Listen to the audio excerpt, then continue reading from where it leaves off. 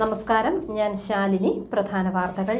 പക്ഷിപ്പനി ദുരിതമൊഴിയാതെ കോട്ടയം ജില്ലയിലെ കർഷകർ. പക്ഷി വളർത്തലിന് മൃഗസംരക്ഷണ വകുപ്പ് ഏർപ്പെടുത്തിയ പൂർണ്ണ നിരോധനം തിരിച്ചടിയാകുന്നു. അയൽ സംസ്ഥാനങ്ങളിൽ നിന്നുള്ള വാക്സിൻ എടുക്കാത്ത പക്ഷികളുടെ വിൽപ്പന തകൃതി. ദേവനന്ദിന് നാടിന്റെ യാത്രാമൊഴി. മൃതദേഹം മറ്റക്കരയിലെ കുടുംബ വീട്ടുവളപ്പിൽ സംസ്കരിച്ചു.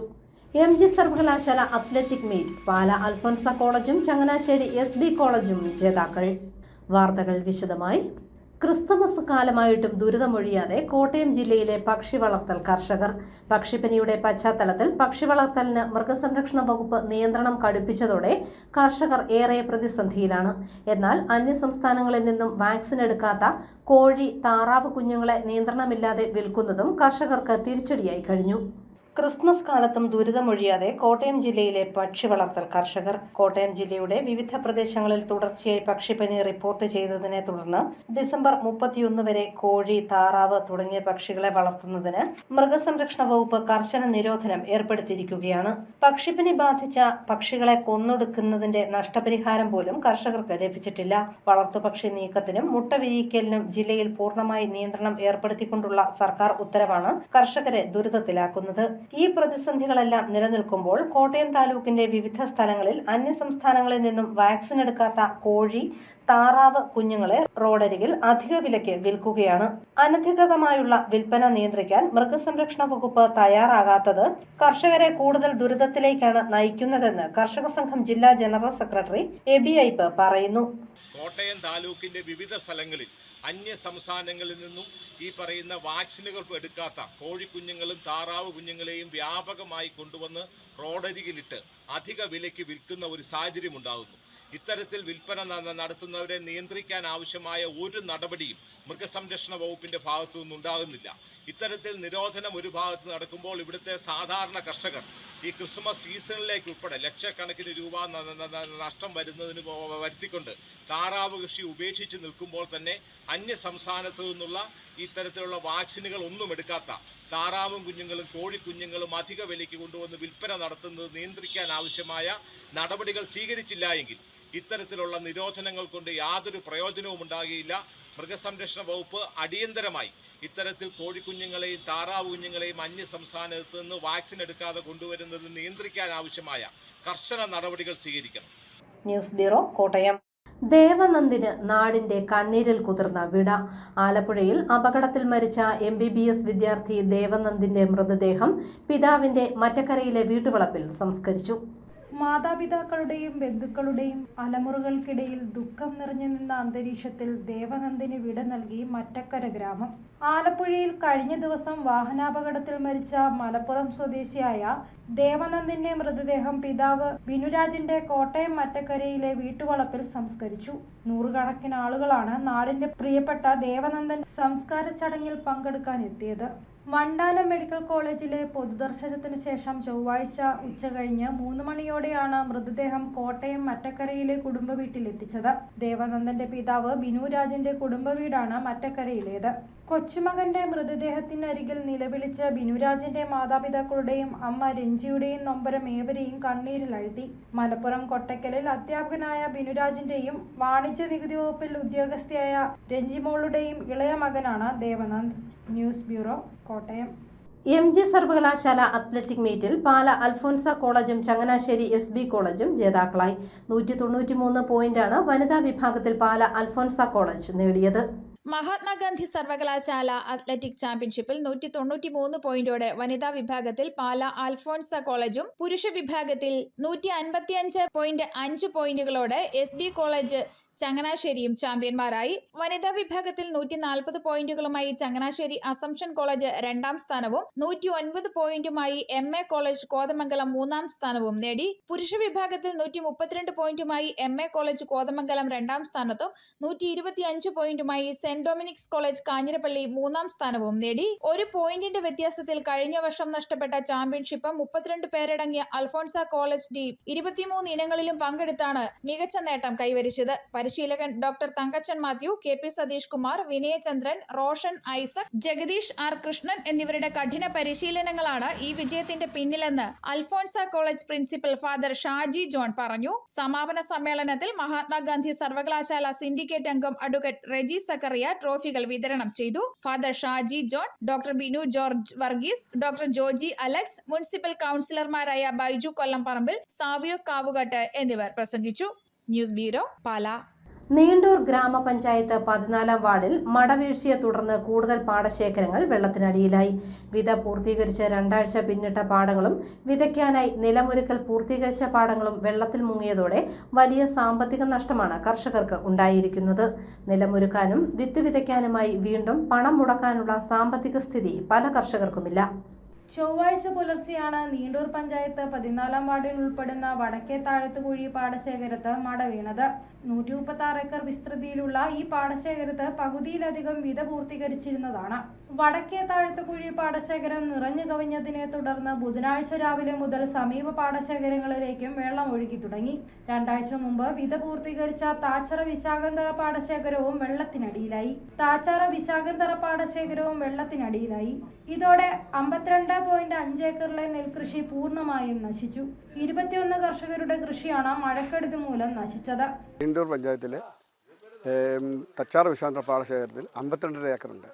വിതച്ചിട്ട് 14 ദിവസങ്ങളായി. ഈ നെല്ല് വെള്ളം കയറി മുങ്ങിക്കൊണ്ടിരിക്കുകയാണ്.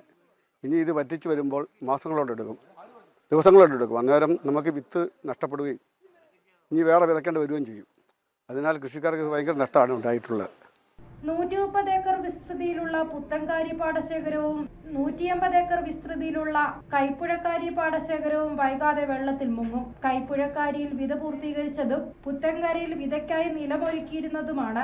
വെള്ളം വറ്റിക്കാൻ തന്നെ 2 ആഴ്ചയോളം സമയം വേണം. വീണ്ടും നിലമൊരുക്കി വിത പൂർത്തീകരിക്കണമെങ്കിൽ വലിയ സാമ്പത്തിക ചിലവും വേണ്ടിവരും. വിതയ്ക്കാനായി സൂക്ഷിച്ചിരുന്ന വിത്ത് മുഴുവൻ കിളിർത്തതോടെ വീണ്ടും വിത്ത് വാങ്ങണം. വിത പൂർത്തീകരിച്ച് 2 ആഴ്ചക്ക് ശേഷമാണ് വിവിധ സർട്ടിഫിക്കറ്റ് ലഭ്യമാവുക.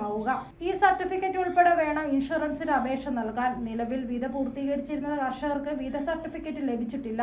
അതുകൊണ്ട് തന്നെ ഇൻഷുറൻസ് പരിരക്ഷ ഇവർക്കാർക്ക് ലഭിക്കുകയുമില്ല. ഇവിടെ പാടങ്ങളിൽ ഒറ്റ കൃഷി മാത്രമാണുള്ളത്. മൂപ്പ് കുറഞ്ഞ മണിരക്തമിനത്തിൽപ്പെട്ട വിത്താണ് ഇത്തവണ വിതച്ചിരുന്നത്. വീണ്ടും അപേക്ഷ നൽകുവാനുള്ള തയ്യാറെടുപ്പിലാണ് കർഷകർ. News bureau, Kottayam.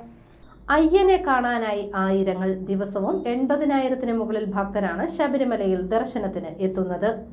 മണ്ഡലകാല തീർത്ഥാടനം തുടങ്ങി 19 ദിവസം പിന്നിടുമ്പോൾ അയ്യനെ കാണാനായി ഭക്തരുടെ പ്രവാഹം തുടരുന്നു. 1 മണിക്കൂറിൽ 4000-ഓളം ഭക്തരാണ് ദർശനം നടത്തുന്നത്. ദിവസം 80,000-ന് മുകളിൽ ഭക്തർ ദർശനത്തിനെത്തുന്നുണ്ട്. ഡിസംബർ 26 വ്യാഴാഴ്ചയാണ് മണ്ഡലപൂജ. തങ്ക അങ്കി ചാർത്തിയാണ് മണ്ഡലപൂജ നടക്കുന്നത്. ജനുവരി 14-നാണ് മകരവിളക്ക്. News bureau, Ponkunnam. കുടിവെള്ളമില്ലാതെ മീനടം മഞ്ചാടി ഗ്രാമവാസികൾ. ഗ്രാമപഞ്ചായത്തിന്റെ 3, 5, 6, 7 വാർഡുകളിൽപ്പെട്ടവരാണ് കുടിവെള്ളമില്ലാതെ വലയുന്നത്. ഇവർക്ക് കുടിവെള്ളം എത്തിക്കുന്നതിനായി നിർമ്മിച്ച ഗംഗ കുടിവെള്ള പദ്ധതിയിലെ വെള്ളം ഉപയോഗശൂന്യമാണെന്ന് കഴിഞ്ഞ ദിവസം ആരോഗ്യവകുപ്പ് നടത്തിയ പരിശോധനയിൽ കണ്ടെത്തിയിരുന്നു. 10 വർഷങ്ങൾക്ക് മുമ്പ് അന്നത്തെ UDF ഭരണസമിതി 3.25 കോടി രൂപ ചെലവഴിച്ച് നിർമ്മിച്ച പദ്ധതിയാണ് ഗംഗാ ജലനിധി കുടിവെള്ള പദ്ധതി. ഈ കഴിഞ്ഞ 10 വർഷമായിട്ടും കലങ്ങിമറിഞ്ഞ വെള്ളമാണ് വീടുകളിൽ എത്തുന്നത്. പലതവണ പരാതികൾ നൽകിയിട്ടും ഒരു നടപടിയും ഉണ്ടായിട്ടില്ല എന്ന് നാട്ടുകാർ പറയുന്നു. ഹെൽത്ത് ഇൻസ്പെക്ടർക്ക് കംപ്ലൈൻറ്റ് കൊടുത്തു കഴിഞ്ഞപ്പോൾ ഹെൽത്തിൽ നിന്ന് ആൾ വന്ന് അവർ വെള്ളം എടുത്തുകൊണ്ട് കോട്ടത്തെങ്ങാണ്ട് ലാബിൽ കൊണ്ട് ടെസ്റ്റ് ചെയ്തപ്പോൾ അവരുടെ റിസൾട്ട് കിട്ടിയതാണ്. ഈ വെള്ളം കുടിക്കാനും കൊള്ളത്തില്ല, മറ്റു ഒരു ഉപയോഗത്തിന് ഈ വെള്ളം പറ്റത്തില്ലെന്നുള്ള റിസൾട്ട് അവരുടെ കയ്യിൽ നിന്ന് നമുക്ക് കിട്ടി. ആ റിസൾട്ടിൽ നമ്മൾ പഞ്ചായത്തിൽ കൊണ്ട് കൊടുത്തു.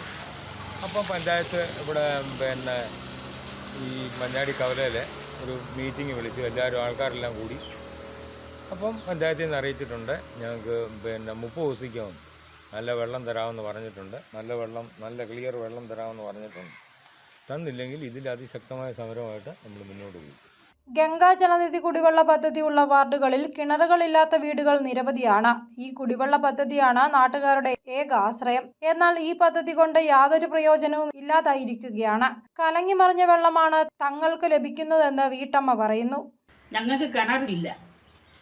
ഞങ്ങൾ 10-12 വർഷം കൊണ്ട് എഴുതി കൊടുത്ത് ഞങ്ങൾ പൈസയും കെട്ടിവെച്ച് എഴുതി കൊടുത്തതാണ്.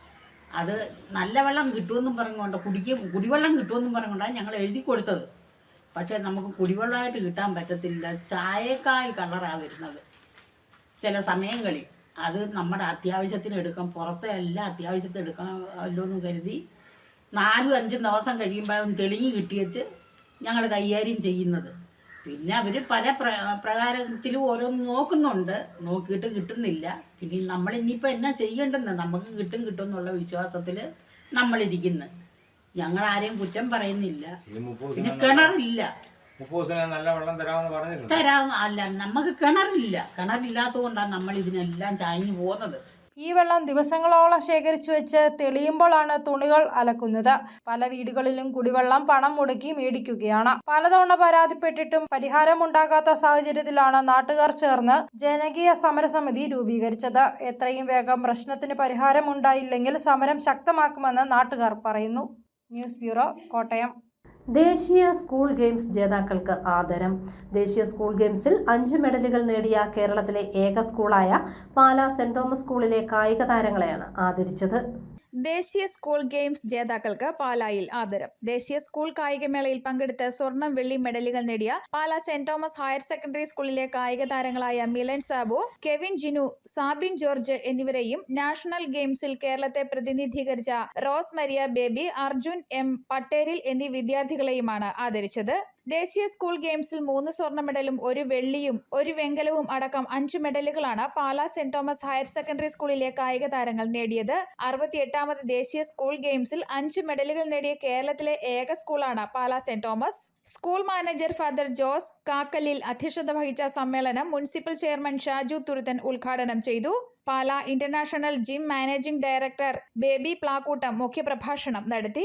ദേശീയ സ്കൂൾ ഗെയിംസ് ജേതാക്കൾക്ക് സെന്റ് തോമസ് ഹയർ സെക്കൻഡറി സ്കൂളിലെ അധ്യാപകരും വിദ്യാർത്ഥികളും ചേർന്ന് നൽകുന്ന 10,000 രൂപ വീതമുള്ള ക്യാഷ് അവാർഡും മെഡലുകളും നഗരസഭാ വിദ്യാഭ്യാസ standing committee chairman Baiju Kollamparambil സമ്മാനിച്ചു. പരിശീലകരായ Soumya Cyriac, K P Satheesh Kumar, doctor Thankachan Mathew, doctor Boban Francis എന്നിവരെയും ആദരിച്ചു. School principal Rejimon K Mathew, head master father Reji Thengumpallil, PTA president VM Thomas, കായികാധ്യാപകൻ ഡോക്ടർ ബോബൻ ഫ്രാൻസിസ് എന്നിവർ പ്രസംഗിച്ചു. News bureau, Pala. അറിയിപ്പ്: മണർകാടുള്ള കോട്ടയം സൈനിക വിശ്രമ കേന്ദ്രത്തിലേക്ക് താൽക്കാലികാടിസ്ഥാനത്തിൽ കെയർടേക്കർ ഒഴിവുണ്ട്. വിമുക്ത ഭടന്മാർ അല്ലെങ്കിൽ ആശ്രിതർക്ക് മുൻഗണന. ഡിസംബർ 15 5 മണിക്ക് മുമ്പ് ജില്ലാ സൈനിക ക്ഷേമ ഓഫീസിൽ നേരിട്ടെത്തി വിശദ വിവരങ്ങൾ സഹിതം അപേക്ഷിക്കാം. വിവരങ്ങൾക്ക് ഫോൺ 048123718187. ജില്ലാ ശിശുക്ഷേമ സമിതിയുടെ ആഭിമുഖ്യത്തിൽ ക്ലിന്റ് സ്മാരക ജില്ലാതല ചിത്രരചനാ മത്സരം ഡിസംബർ 7 രാവിലെ 10 മണി മുതൽ 12 മണി വരെ ചങ്ങനാശ്ശേരി മോഡൽ ഹയർ സെക്കൻഡറി സ്കൂളിൽ സംഘടിപ്പിക്കും. രജിസ്ട്രേഷൻ രാവിലെ 9 മണിക്ക് ആരംഭിക്കും. ചങ്ങനാശ്ശേരി താലൂക്കിൽ മുൻഗണന PHH വിഭാഗത്തിലുള്ള റേഷൻ കാർഡിനുള്ള അപേക്ഷ ഓൺലൈനായി ഡിസംബർ 10 വരെ ബന്ധപ്പെട്ട രേഖകൾ ഉൾപ്പെടെ അക്ഷയ കേന്ദ്രം വഴിയോ സിറ്റിസൺ ലോഗിൻ വഴിയോ നൽകാം. പ്രധാന വാർത്തകൾ ഒരിക്കൽ കൂടി. പക്ഷിപ്പനി ദുരിതമൊഴിയാതെ കോട്ടയം ജില്ലയിലെ കർഷകർ. പക്ഷി വളർത്തലിന് മൃഗസംരക്ഷണ വകുപ്പ് ഏർപ്പെടുത്തിയ പൂർണ്ണ നിരോധനം തിരിച്ചടിയാകുന്നു. അയൽ സംസ്ഥാനങ്ങളിൽ നിന്നുള്ള വാക്സിൻ എടുക്കാത്ത പക്ഷികളുടെ വിൽപ്പന തകൃതി. ദേവനന്ദിന് നാടിന്റെ യാത്രാമൊഴി. മൃതദേഹം മറ്റക്കരയിലെ കുടുംബ വീട്ടുവളപ്പിൽ സംസ്കരിച്ചു. MG സർവകലാശാല അത്ലറ്റിക് മീറ്റ്. പാലാ അൽഫോൻസ കോളേജും ചങ്ങനാശ്ശേരി SB കോളേജും ജേതാക്കൾ. ഈ ബുള്ളറ്റിൻ പൂർണ്ണമാകുന്നു. നമസ്കാരം.